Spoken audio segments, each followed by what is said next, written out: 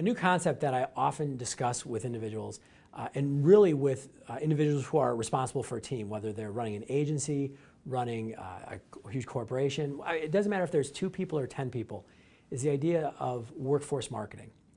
One of the biggest shifts that we've seen because of social media is the fact that everybody is now a brand advocate.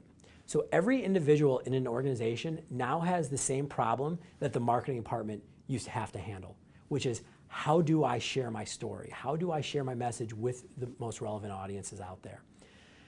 So what workforce marketing is the idea, if you can take every individual in your team and create alignment among their social media messages, what you create is the amplification of the brand to degrees of power.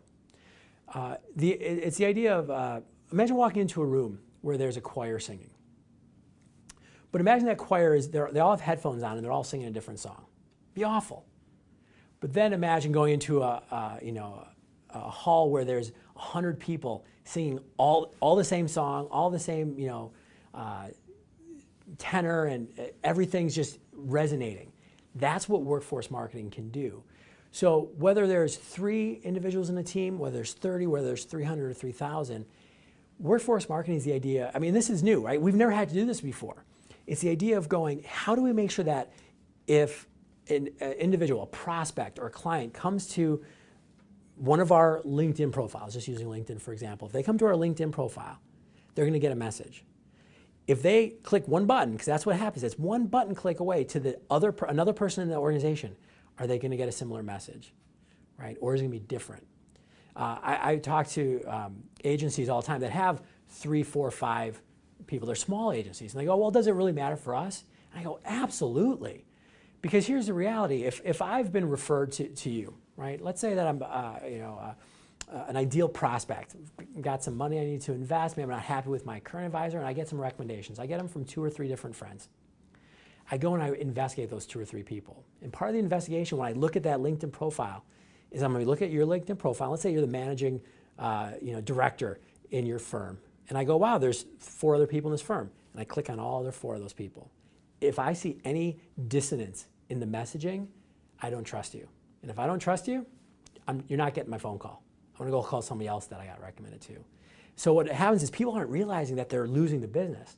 Because I don't call them up and say, hey, by the way, I don't trust what you have online, so I'm going to go to somebody else. I just never get into your sales pipeline.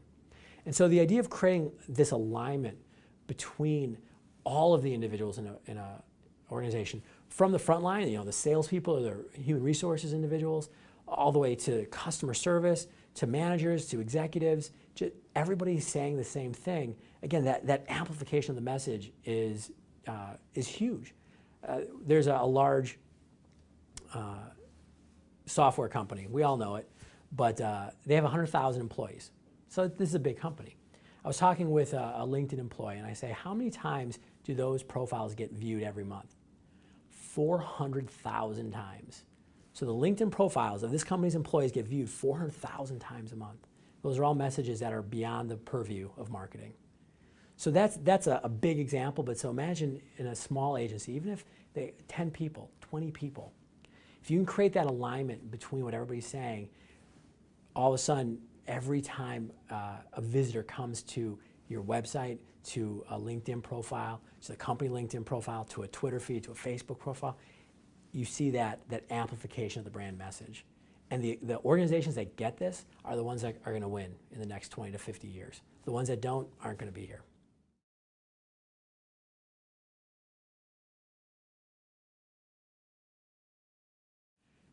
There's a couple important steps to creating an aligned workforce online to really get the amplification benefits of workforce marketing. The first step is actually to make sure that there is a coherent message for the organization. One of the things I often do is to go into companies and help them create what I call social-ready marketing messages. Because you have to have messaging that people can share, right? Take Nike. We all know their marketing message is just do it, YOLO. If I were employed by Nike, I'm not going to put just do it on my Twitter or on my LinkedIn profile, because that's not how people talk. So the first thing organizations have to do is make sure they have a clearly defined message, and then make sure that it's wrapped in socially shareable wrapping, right? Make sure that the individuals in that organization are comfortable sharing the message. That's the first step. The second is to actually make sure that everybody's social media presence is in alignment with that message. First of all, is making sure that everybody is online, right? These days you can't be a social media ghost. You have to be there. But then making sure that you're avoiding the pitfalls, right? The LinkedIn profile photo where you're at a wedding and obviously you've been having a good time, bad. So you got to get rid of all the negatives, but then making sure that everybody is bringing the same messaging, that socially ready messaging into their profile, saying the same thing about the company, saying the same thing about why individuals should work with the organization. That's really important. And then the next step is really looking at beyond that, how do the individuals in the organization engage with the clients and prospects of the company, and making sure when they are engaging, they're doing so in alignment with that messaging. And that doesn't mean you just keep saying the same thing over and over, just cutting and pasting, but it does mean going, okay, how do we want to interact with the outside world, with the marketplace? And it's really providing the guidelines to the members of the organization so they can do that. One of the things that we are seeing is that social media policy by memo doesn't work, right? You can't just send a memo out to your people and say, just do this. No, nobody responds to that. You don't, I don't, we don't like that. But what people are hungry for, they're actually starving for guidance. When we talk about training a lot, it's not just about training like, here, push this button, on LinkedIn to upload a photo, but it's really, here's how to think about social media. Here's how to conceptualize what you're trying to do. Here's a way to think about the dialogue that you're having. Here are some guidelines you can use. I love the idea of guideline versus policy, right? Because policy is the fist, guideline is the helping hand, right? And it's amazing, you give people those guidelines, they jump all over it, they do things the right way, they want to do things the right way. And they actually, there is a huge benefit for them to connect with the company message if you show them, right? Because we're all, what's in it for me, right? So if you can show somebody, here's why you want to connect with the company message, they'll amplify that message because they know it's going to help them in the meantime as well.